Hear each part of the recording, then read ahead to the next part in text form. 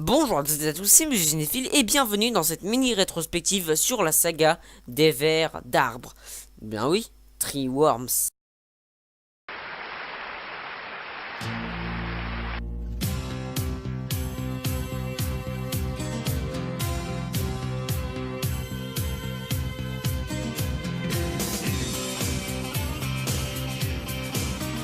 Tremors, sorti en 1990, possède des personnages attachants avec Kevin Bacon et Fred Ward en rôle titre, des monstres très sympas et une très bonne ambiance lui donne une note de 8,5 sur 10.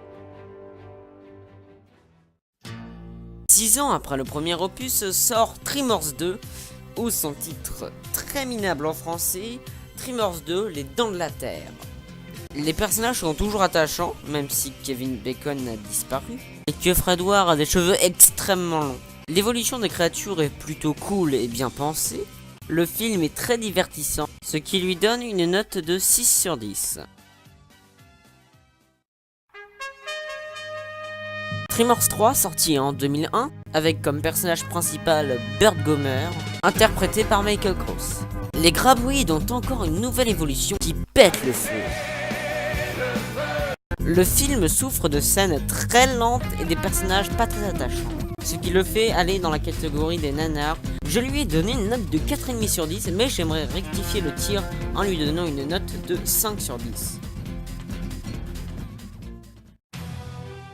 Tremors 4, la légende commence avec son titre mensonger vu qu'on a appris dans le deuxième opus que les graboïdes viennent du Précambrien.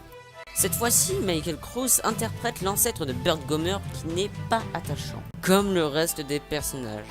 Les quelques scènes où les graboïdes apparaissent ne sont absolument pas spectaculaires. Je tiens à préciser qu'on ne voit pas leur évolution et que la fin du film est très médiocre, ce qui lui donne une note de 3,5 sur 10. Et maintenant le dernier opus, Tremors 5 Bloodlines. Avec le retour de Burt Gummer, quelques personnages ne sont pas attachants. Je replace le contexte. Burt Gummer vient en Afrique et voit que les graboïdes ont évolué différemment. Et leurs nouvelles évolutions sont bien cool. Et nous avons droit à de bonnes scènes d'action, ce qui lui donne une note de 6 sur 10. Mathématiquement, la moyenne de la saga de Tremors est de 5,8 sur 10. Mais non, la seule vraie tâche en fait dans la saga c'est le 4e opus. Pour moi, la note de tous ces films est de 6 sur 10. J'espère que tu as aimé cette mini rétrospective. Si c'est le cas, n'hésite pas à liker, à partager la vidéo et à t'abonner à ma chaîne. A bientôt pour de prochaines critiques.